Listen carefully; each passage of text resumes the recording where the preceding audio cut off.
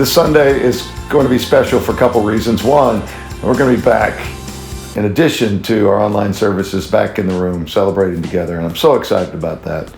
One of the things that we're going to be focusing on, in addition to just celebrating Jesus and lifting our voices to Him, is the idea of care, the fact that God cares for us. In just a second, I'm going to go into more detail on that, what it means that God cares.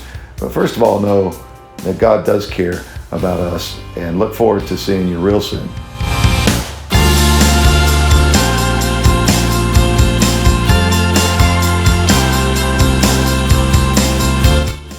We all know what anxiety feels like.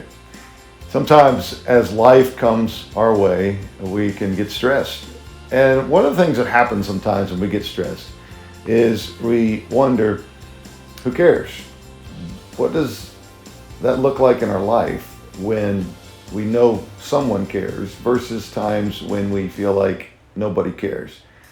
This is something that we're going to look at in depth this Sunday as we talk about the fact that God cares for us. I'm going to be talking about the 5 W's of God's care. How do we know that God cares? And how do we experience the care of God? We're actually going to look into, in addition to the Bible, of course, we're going to look into some words about Big Bird. And Big Bird is concerned that nobody cares. Nobody cares. And maybe you felt like that before. I want to encourage you to really hone in with me this Sunday on the fact that God cares. In addition to that, I want you to focus in on the fact that it takes steps from me, from you, to be able to experience God's care. That's where these 5 W's come in. What does it look like?